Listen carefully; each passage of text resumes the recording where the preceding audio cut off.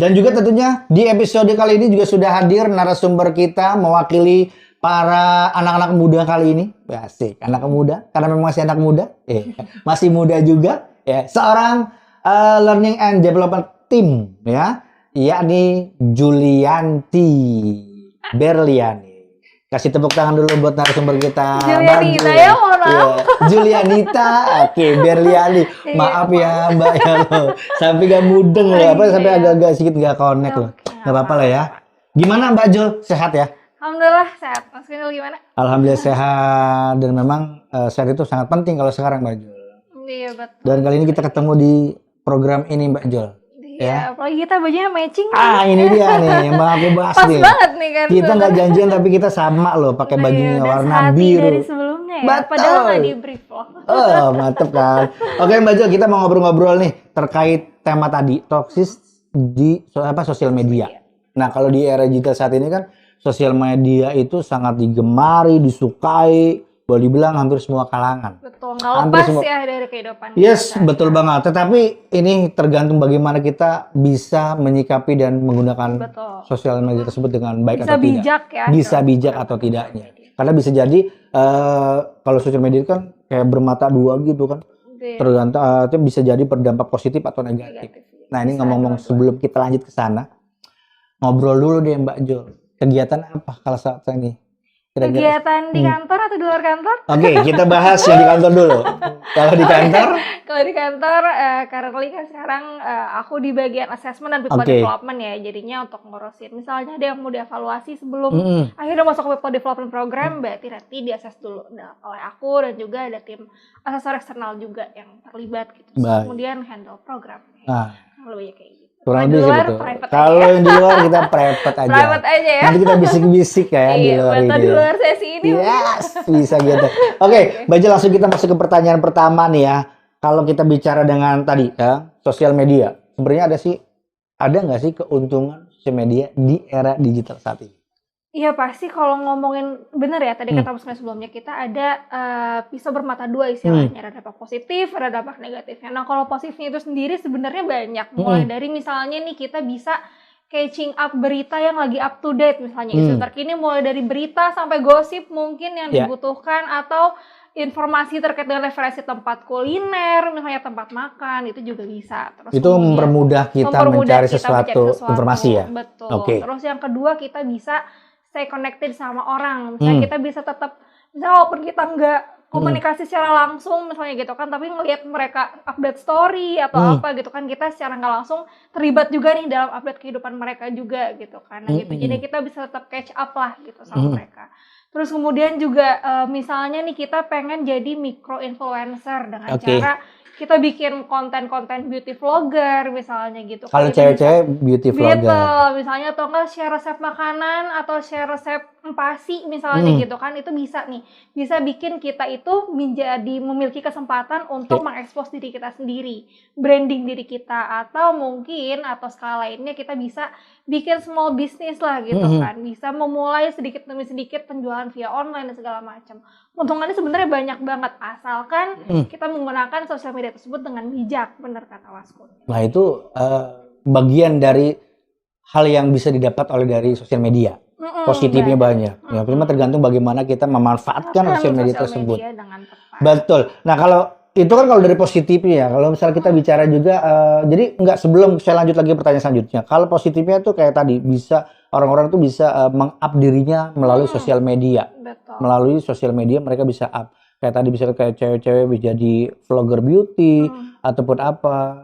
Emang apa semudah itu bisa dikenal sama orang melalui sosial media itu? Nah inilah keuntungannya satunya sosial media ya, karena ibaratnya dari kita yang gak tahu misalnya orang-orang nggak tahu nih kita hidup di dunia misalnya gitu kan, terus kemudian kita akhirnya coba bikin konten yang kira-kira relate nih sama orang-orang gitu kan, akhirnya kita dikit-dikit bikin konten konsisten akhirnya orang-orang dengan sekian ratus juta orang gitu kan yang memiliki akun sosial medianya mulai dari TikTok lah misalnya, Instagram, YouTube atau apapun itu lah ya sosial medianya itu kan, akhirnya sedikit demi sedikit kita terekspos gitu kan, akhirnya tiba-tiba adalah nanti mungkin kayak semacam algoritmanya sendiri ya di sosial media, sehingga akhirnya kita dikit-dit mulai makin banyak nih followersnya, makin banyak nih orang-orang yang suka nih sama konten kita, hingga akhirnya terbranding lah gitu kan, muncul lah kayak misalnya selebgram lah, seleb TikTok, seleb Twitter misalnya gitu kan, itu banyak ya. Padahal itu dimulai dari sesimpel dia bikin konten yang mungkin relate sama orang-orang, sehingga akhirnya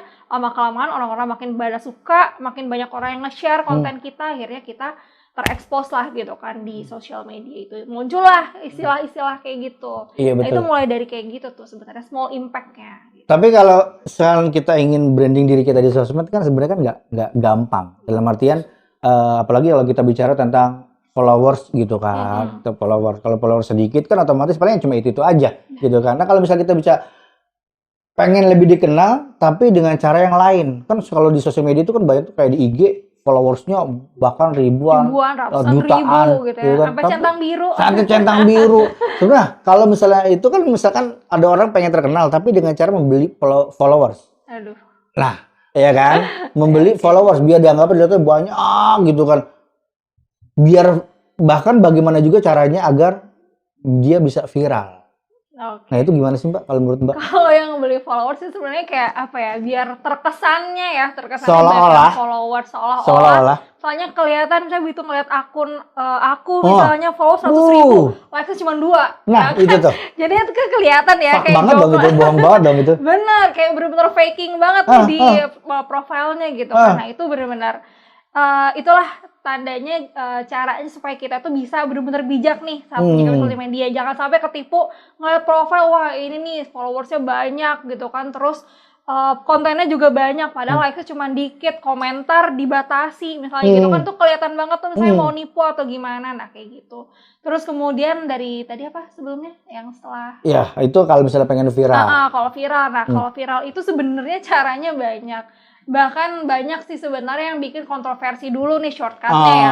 Kalau misalnya lain sama yang tadi beli followers, terus bikin konten yang bikin viral, kontroversi lah gitu kan, konten-konten yang sebenarnya orang-orang pasti banyak yang ngehujat. Banyak hujat, kesel sama hal tersebut.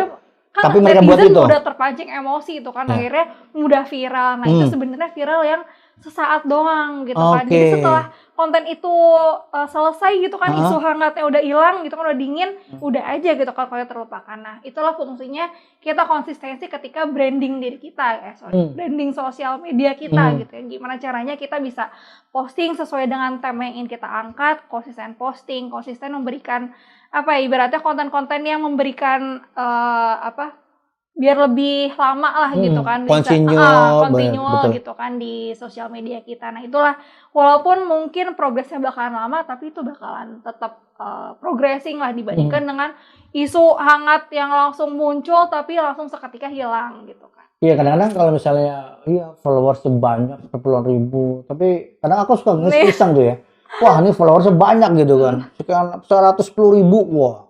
Tapi ternyata bener ngeliat cuma 2 segala macam. Sebenarnya kalau menurut aku sih itu malu loh sebenarnya. Bener gak sih? Iya kan, kayak apalagi kelihatan di followersnya orang-orang Turki, orang-orang yang gak jelas kan, mohon maaf ya, secret ya, obat kuat gitu kan. Iya kan? Gak jelas beli followers gitu ya. Jelas banget itu ketahuan kan. Mendingan udah seadanya. Ya justru sebenarnya yang membuat diri kita dikenal orang, tidak perlu harus beli followers kan sebenarnya kan. Ya udah konsisten dengan apa yang udah kita kerjakan. Followers itu juga kadang nanti ngikutin kan, bermanfaatkan terkini gitu kan, terus permainan hashtag, terus jam posting segala macam. Hashtag itu pengaruh ya, pengaruh ya? Pengaruh, karena nanti bisa kelihatan tuh orang-orang yang ngeliatnya itu dari mana aja sih gitu kan. Orang-orang kan misalnya ketika nge-search sesuatu, akhirnya kan munculnya search hashtag. Nah dari situ tuh bisa muncul misalnya gitu. Makanan viral. Makanan murah Jakarta. Gitu. Kayak gitu tuh banyak. Lontong sayur, apem. Gudeg Butina. Itu dia tuh. Gitu kan misalnya. Aduh jadi pengen loh ya kan. Oke, setelah pertanyaan selanjutnya untuk Mbak Joli, dampak negatif sosial media di kehidupan sehari-hari. Nah ini dia nih, kalau misalnya kita nggak menggunakan sosial media dengan bijak tuh, aduh ngeri deh pokoknya impact-nya gitu kan. Dimulai dari misalnya nih, kita kan kadang kalau lagi gabut dikit scroll gitu kan, scroll betul. Instagram, scroll TikTok lah atau apa, misalnya diam dikit ya udahlah sambil main HP gitu kan. Nah, kayak gitu sebenarnya itu tuh bisa jadi ciri-ciri itu kita terkena toxic sosial media. Nah kayak gitu, jadi itu bisa mengakibatkan kita misalnya gagal fokus misalnya gitu kan, karena kadang ke distract, aduh jadi kayak pengen buka dulu nih gitu kan, buka IG dikit-dikit pengen buka gitu kan, terus kemudian juga bikin kita itu nggak produktif karena mungkin kebanyakan ya karena terlalu sering memanfaatkan waktu luang untuk membuka sosial media. Kadang kan kita suka lupa waktu ya. Betul. Bentar deh 5 menit. Betul. Ngeliat, udah 7 menit, 10 menit deh misalnya gitu. Kayaknya dibuletin terus akhirnya kelamaan gitu kan. Itu bisa mengganggu satu produktivitas kita, baik itu saat bekerja maupun aktivitas sehari-hari. Terus kemudian mempengaruhi juga nih kita menjadi kurang fokus karena terlalu terdedah.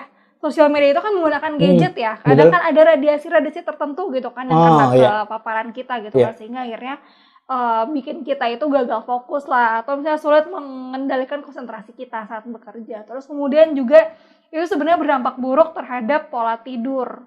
Kenapa bisa? Kadang kan misalnya ketika kita udah rebahan nih misalnya terus susah tidur, ya udah deh scroll dulu sampai ngantuk gitu kan. Paling yang dilihat sama kita ya, sosial media kepo tentang orang lain dan segala macam. Nah justru dari akumulasi kebiasaan kita itu bisa leading ke gangguan mental. Itu tuh yang paling parahnya. Nah tapi kalau bicara lagi nih ya, itu kan sekarang seperti di awal tadi aku bilang, sosmed digital sudah tidak hanya digunakan oleh kalangan-kalangan tertentu.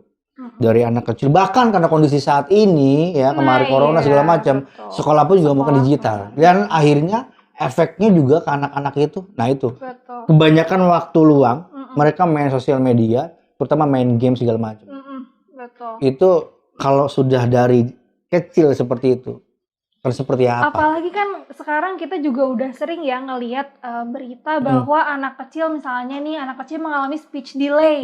Itu karena terlalu sering nonton misalnya Cocomelon atau apalah gitu kan, video-video atau misalnya apa tuh kayak acara-acara yang ada di YouTube lah gitu kan, itu segala macam. Itu tuh sebenarnya udah muncul nih dampak negatifnya secara langsung bisa kita lihat. Terus misalnya nih anak kecil lah misalnya jadi tantrum kalau misalnya akan dikasih handphone misalnya gitu kan. Terus kemudian juga anak-anak yang jadinya sulit untuk berbicara gitu kan karena emang terlalu sering ngelihat tidak dilihat secara langsung, terus gak interaksi sama orang sehingga akhirnya mereka mengalami telat untuk berbicara gitu kan. Terus gangguan motoriknya juga terganggu atau bahkan tuh kadang saya juga pernah menemui beberapa case ya, misalnya tuh kita jadi ini nih, kayak gerak jempolnya tuh jadi auto kayak gini nih, auto kayak nge-scroll. Nah itu sempat ada juga tuh kasus-kasus yang kayak gitu. Itu berarti udah parah dong, tanpa memegang handphone atau gadget. Lagi tidur ada juga tuh yang sampai kayak gini tuh. Kalau begini itu sebenarnya bagus ya, subhanallah. Zikir. Zikir benar-benar ya. Saya mungkin aja yang seuzon iya bisa jadi ya. Kalau anak kecil juga kita nggak tahu ya. Kalau mungkin begini zikir dia kali ya. Iya, tapi emang kebanyakan anak-anak sekarang gitu. Betul-betul lihat. Iya kan lihat handphone, joget TikTok, anak yang belum seumuran. Nah iya, kadang kan apalagi kan konten-konten di internet kan kita nggak bisa kontrol ya. Betul. Jadi itu dia yang makanya kita tuh benar-benar harus bijak banget nih, apalagi kalau misalnya kecanduan terhadap konten tertentu misalnya kan, itu kan yang bikin sebenarnya bumerang buat kita juga gitu loh, yang mengganggu produktivitas kita. Betul. Terus bahkan juga jadi bikin gangguan-gangguan personality tertentu yang bisa berdampak buruk terhadap kehidupan kita sehari-hari kayak gitu sih. Bener banget itu, bener banget. Emang kalau bicara tentang gadget, terutama yang paling bahaya adalah anak kecil ya. Iya anak betul. Kecil, terus apalagi kalau yang orang tua itu terkena kabar hoax misalnya gitu kan, nah itu dia tuh yang udah tuh banyak banget tuh. Itu dia. Misalnya ini ada berita video kuda terbang terus tiba-tiba ini akhir dunia misalnya gitu. Langsung percaya dan jadi penyakit tuh ya kan. Nah, kayak gitu. Oke, Mbak Ajul, sosial media sebagai penyebar berita, dari mana kita tahu kalau itu hoax atau tidak? Bagaimana cara ngebedain? Ya seperti tadi bilang, oh ada kuda, nah itu ini hoax apa enggak nih? Gimana cara ngebedain? Nah itu sebenarnya pentingnya kita berlaku bijak ya saat sosial media itu adalah kita itu jangan langsung menerima info itu mentah-mentah. Kalau ibaratnya dalam Islam tabayun ya istilahnya. Jadinya ketika kita melihat berita nih misalnya ada tentang kayak kemarin nih yang lagi viral, itu ada kisah yang viral, cerita itu anak SMP tuh dibully sama 12 orang anak SMA. Akhirnya tuh tiba-tiba viral tuh karena si anak itu ngaku, ini saya dibully, dibanting, diaspal, digeret dan segala macam. Terus akhirnya beritanya terblow up lah tuh kan, viral lah, netizen akhirnya marah terus bikin case-nya hashtag bikin justice for Audrey misalnya. Waktu itu tuh pernah ada yang viral. Nah, terus akhirnya setelah diselidiki, makin dibawa kasusnya gitu kan, akhirnya dibawa ke ranah kepolisian segala macam. Tidak terbukti dari hasil visumnya bahwa dia itu disakiti oleh orang-orang tersebut. Sehingga akhirnya kan orang-orang jadi mudah tersulut emosi, yang awalnya emosi ke 12 orang itu jadi emosi ke si anaknya gitu kan. Nah, karena emang ternyata dia nyebarin berita palsu misalnya gitu. Jadinya karena hal tersebut lah, makanya kita tuh harus pinter-pinter lah pilah-pilah berita gitu. Artinya kalau misalnya ada sesuatu berita dan kita pengen tahu, cari tahu dulu kebenarannya. Betul. Jadi kan jangan langsung fitnah, tersulut, kan? Jangan langsung tersulut oleh emosi gitu kan. Betul, kita harus cari tahu dulu bener nggak nih gitu kan. Lihat dulu kelanjutannya beritanya kayak gimana, ini arahnya kemana gitu kan. Jangan sampai kita kena misleading lah gitu kan, misleading informasi. Iya, kadang-kadang kalau apalagi emak-emak ya. Aduh, emak-emak kalau udah lihat berita gini. Saya lihat ini Pak, udah apalagi kayak tiba-tiba di forward di grup WA. Ini berita tentang apa segala macam. Aduh. Di grup RT ya. Ya, udah satu komplek ya kan, udah tahu semua. Enggak taunya beritanya salah. Iya lah, itu dia makanya. Fitnah ngerugiin banyak orang. Betul. Kayak kebanyakan tuh karena asal forward berita gitu kan, sehingga akhirnya kita tanpa ditelusuri terlebih dahulu kan. Betul, apalagi misalnya nih, mohon maaf, misalnya ada yang sebenarnya backgroundnya bukan itu, jadinya ketika membaca percaya aja karena bahasanya tinggi gitu kan, sehingga akhirnya mereka menganggap ini bener nih, valid nih beritanya, padahal kan nggak seperti itu caranya. Betul. Nah, selanjutnya hubungan toksik sosial media dengan kesehatan mental. Nah, ini nih. Tadi dari awal udah ngomong bla bla bla bla bla juga.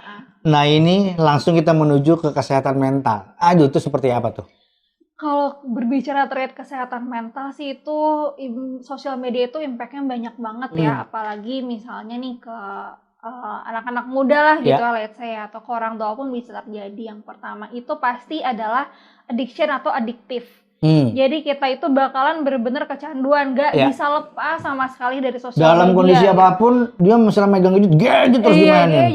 Tidur, makan, minum. Kayak lagi makan aja harus sambil scroll TikTok misalnya gitu kan, harus sambil nonton YouTube lah, kalau enggak kayak berasa ada yang kurang gitu kan. Terus kemudian juga sehingga akhirnya kayak itu tadi, akhirnya mempengaruhi pola tidur kita lah, terus akhirnya kita susah fokus, gagal produktivitas karena terlalu menghabiskan banyak waktu gitu kan di IG misalnya, atau nggak di sosial media lain. Kayak kalau misalnya nggak buka sosial media ada yang kurang gitu kan, itu yang bisa bikin, atau bahkan cemas nih, aduh belum buka nih dari tadi gitu kan. Nah, itu addiction kayak gitu tuh salah satunya berpengaruh terhadap itu. Terus kemudian yang kedua itu ada yang sebutannya itu apa ya waktu itu disebutnya, kayak semacam perilaku narsistik. Gitu. Nah, narsistik ini gimana tuh? Nah, misalnya kalau kita tuh pengen kan, pasti ketika kita punya sosial media pasti pengen ada sesuatu yang ditonjolkan dari sosial media kita. Entah itu misalnya bikin feeds yang tentang apalah, jalan-jalan, traveling gitu kan, atau pencapaian tertentu, atau apalah itu yang pengen mereka posting. Nah, itu tuh membuat kita tuh memiliki rasa ingin diakui. Gitu. Jadi pengen terlihat ibaratnya pengen membangun persona tertentu lah gitu di sosial media kita kan, sehingga akhirnya orang-orang yang ngelihat, wih ini nih gitu kan, si orang ini kayak gini nih orangnya segala macam, sehingga dari ibaratnya pujian-pujian ditontonkan oleh orang ke kita tuh sehingga menimbulkan perasaan, wah gue harus posting yang lebih nih gitu kan, harus terus menunjukkan konsistensi persona seperti itu, sehingga adalah yang sebutannya BPJS, budget papasan jiwa sosialita gitu kan, karena kebutuhan konten akhirnya gue pakai apa, kayak nyicil apa supaya bisa bikin mirror konten, selfie pakai iPhone boba misalnya gitu kan. Ada tuh yang kayak gitu kan, memaksakan kondisi kita untuk lifestyle gitu, karena itu salah satu perilaku narsistik kayak gitu. Terus kemudian juga ada muncul semacam penyakit seperti OCD lah jatuhnya ya, kayak OCD ringan lah ya. Misalnya nih, kita itu pengen kelihatan terus perfect di sosial media kita. Sesimpel misalnya penggunaan filter misalnya gitu ya. Jadi kayak kita tuh nggak bisa nih kalau misalnya posting konten nggak pakai filter muka kita gitu kan, dibikin tirus, dibikin mancung gitu kan segala macam. Padahal aslinya kan, aduh.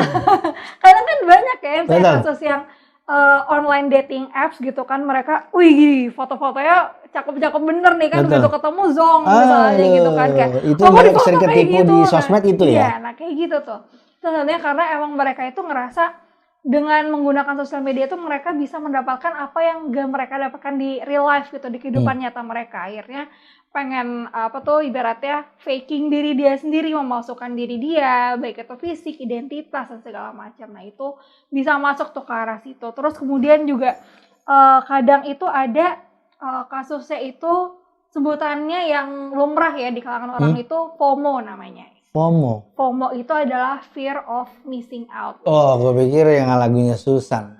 Ada si FOMO lewat gitu. Enggak deh. FOMO bukan? Kayak kita agak tua ya. Iya, berarti saya agak nggak relate nih. Iya, jauh banget ya.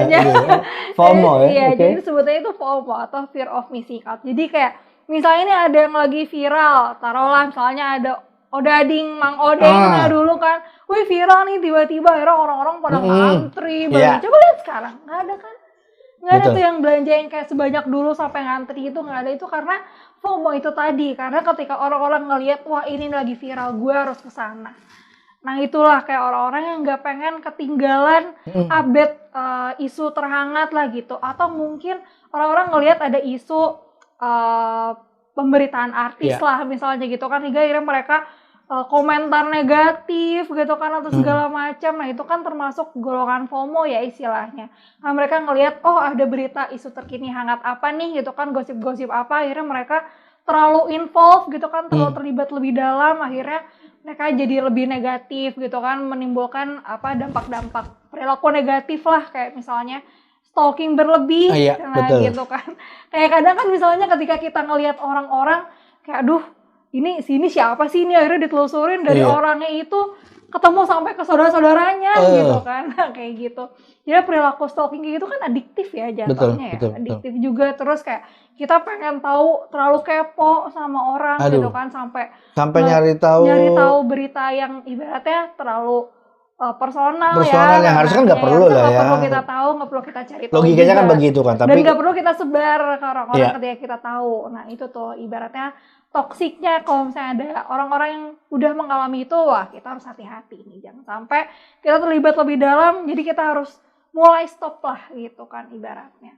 Tadi kan FOMO, stalking, terus ada lagi kayak sebutannya itu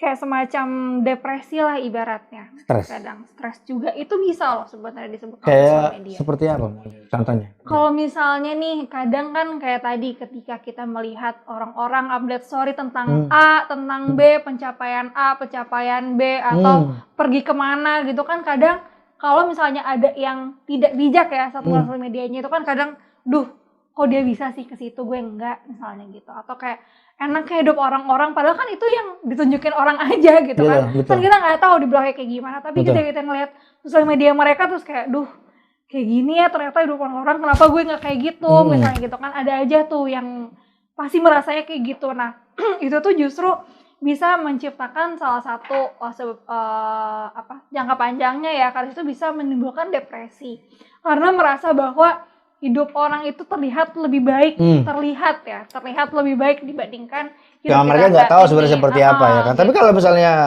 kita mengacu seseorang menjadi motivasi, akhirnya ya kita hanya sekedar motivasi, itu pun kebanyakan adalah bukan menjadikan motivasi tapi kayak semacam nyontoh perlombaan kompetitif gitu, ya betul kan. Yang mungkin gue harus kayak dia. Betul. Dia mampu, kita nggak mampu tapi dia mampuin. Iya, nah itu salah satunya juga ya. Itu tadi itu makanya kan kadang makanya ketika misalnya ketika kita melihat sosial media itu bisa jadi kalau kita nggak bisa mengelola diri kita dengan bijak, itu bisa aja tuh menimbulkan impulsivitas yang lain lah yang bisa kita lakukan, itu memaksakan diri kita lah untuk melakukan sesuatu gitu kan. Betul. Misalnya atau enggak kayak yang viral kemarin misalnya memaksakan ikutan challenge tertentu gitu kan supaya viral, akhirnya bisa dapat atensi dari orang-orang gitu kan. Sampai kan kemarin juga sempat memakan korban jiwa juga tuh kan. Saya ikutan challenge lompat dari terjun dari lantai sekian misalnya gitu kan, itu ada aja tuh yang kayak gitu. Makanya kayak itulah sebabnya kenapa kita harus bijak dalam bersosial media tuh kayak gitu. Oke, Mbak Jul, kalau tadi tuh secara global, secara umum di luar sana, kalau kita bicara di perusahaan, nih contoh karyawan yang terkena sosial media, itu seperti apa? Ini di karyawan. Terus jadi karyawan kita seperti apa kan pekerjaannya. Menurut Bang Juli gimana? Kalau misalnya ada kalau kita sebut karyawan yang terkena toxic sosial media ya itu kan ibaratnya ya sebenarnya bukan sesuatu yang bisa digeneralisir sih ya, tapi lebih ke arah ketika si karyawan ini merasa bahwa dia terlalu menghabiskan banyak waktu menggunakan sosial medianya ya udah itu kuncinya gitu kan. Betul. Atau misalnya ketika dia saat sedang bekerja dia jadi kurang produktif gitu kan, ketika misalnya nih ketika tidak diawasi atau gimana gitu kan akhirnya mereka melipir kemana ternyata main sosmed lah atau game. Betul. Atau misalnya joget TikTok mungkin joget kayak joget TikTok gitu kan kita nggak ada yang tahu. Tapi selama kayak misalnya mereka ngelakuin hal itu untuk ke perusahaan sih it's okay ya. Gitu, tapi cuma terkadang kita bisa melihat atau membedakan mereka terkena toksik tersebut atau enggaknya ketika waktunya jam kerja ataupun apa, mereka malah lebih fokus nggak produktifnya seperti itu ya. Kalau ibaratnya kan ini di luar di luar kebutuhan kerja ya kayak gitu. Jadinya sebenarnya ya kalau misalnya ciri-ciri toksik kayak gitu ya kalau misalnya kita ngerasa bahwa kita itu kurang produktif di area kerja karena kita terlalu menghabiskan banyak waktu di sosmed terus kemudian terlalu banyak bergunjing di sosial media. Rumpi betul. Jadi kayak dikit-dikit dia ngerumpi dulu atau nge-share screenshot apa gitu kan. Terus itu kedua, terus kemudian yang ketiga juga ketika kita ngerasa ibaratnya harus butuh cemas kalau misalnya kita belum buka IG sedikit atau TikTok sedikit gitu ya, sehingga akhirnya mencuri-curi waktu untuk buka sosial media gitu kan dan sebagainya macamnya. Nah itu bisa jadi salah satu ciri lah ya kalau misalnya kita udah terkena toxic sosial media nih gitu. Betul. Nah Mbak Jol, kita juga mau tanya nih, boleh dong kasih tips biar nggak toxic sosial media? Oke, kalau misalnya kita ngomongin tips ya supaya kita nggak kena racun alias toxic dari sosial media itu yang pertama udah pasti ya basicnya yang pertama adalah pengurangan durasi penggunaan sosial media. Oke, jadi dibatasin penggunaan sosial medianya nih, jangan sampai kita dikit-dikit refleks buka gitu kan, itu kan mempengaruhi konsentrasi kerja ya. Misalnya kita lagi depan laptop terus kayak ada notifikasi dikit terus langsung kita buka. Padahal lagi ngerjain sesuatu. Iya betul. Itu kan nanti lama-lama jadinya kayak buyar gitu, kerjanya nggak produktif. Nah itu salah satu caranya itu adalah dengan mengurangi penggunaan atau durasi sosial media, itu yang pertama. Terus kemudian yang kedua itu adalah misalnya nih kita harus filter apa yang ingin kita baca. Gitu. Apa yang ingin kita lihat itu jangan terlalu info terlibat lah gitu kan, karena semua hal yang diposting di sosial media itu bukan urusan kita.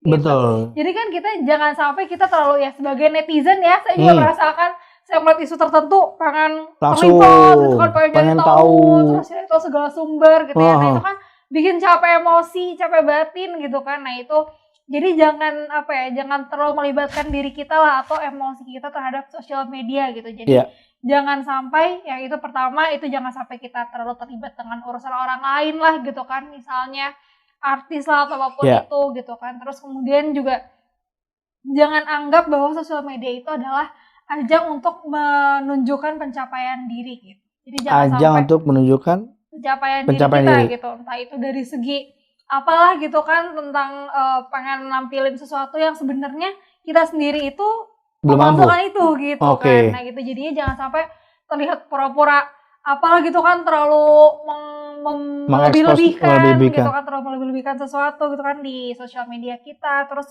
mengambilkan sesuatu yang sebenarnya bukan kita yang ingin gitu kan.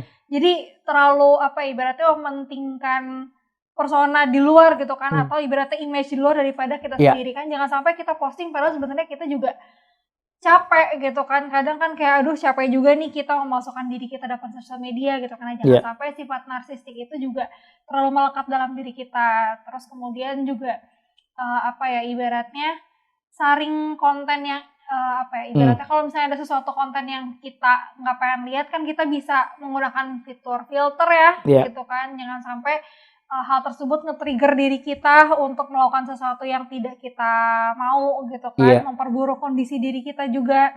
Jadi jangan sampai itulah gitu kan. Misalnya bisa aja tentang seseorang yang menurut kita itu toksik ya misalnya gitu kan, kayak udah deh gue nggak mau nih ngeliat updatean dia gitu kan, udah skip aja gitu, kayak jangan sampai kita terlalu bikin capek diri kita sendirilah dengan sosial media yang ada gitu kan, karena ya baik lagi gitu, karena nggak semua yang ada sosial media itu adalah yang ditunjukkan itu adalah sesuatu yang emang real life real kayak ataupun gitu. benar ya Benar kan. kayak gitu. Karena walaupun kebanyakan orang-orang ingin ya kembali kayak di awal tadi pengen viral tuh ngelakuin sesuatu yang tidak semampunya kita dan berarti itu juga salah satunya memaksakan. Kita, gitu. Makanya kalau tadi dibilang tipsnya salah satunya juga mungkin memang tadi benar harus membatasi atau memfilter ya.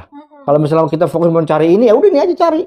Tapi kan kalau udah ngeliat gadget ya apalagi IG semua apalagi yang di search-nya semua yang ngumpul itu pasti kan kepo pasti ada aja gitu kan. Harus memfilter diri sendiri tuh. Iya, jadi memang batasannya itu adalah diri kita sendiri. Karena kalau konten di IG kita batasin ya itu di luar kontrol kita juga gitu kan. Kadang juga ketika kita udah coba membatasi cari isu tertentu, ada aja gitu kan yang muncul sesuatu yang gak kita mau gitu kan segala macam. Nah itu dia. Kita harus ibaratnya memiliki willingness atau niat yang cukup lah, yang besar gitu kan untuk menghentikan hal tersebut. Karena ya kalau dibiarkan udah akan merusak mental dan semuanya juga semuanya juga. Nah, malah berantakan semuanya. Pekerjaan juga akan berantakan karena malah fokus sesuatu hal yang sebenarnya nggak harus banget kita kerjain gitu kan.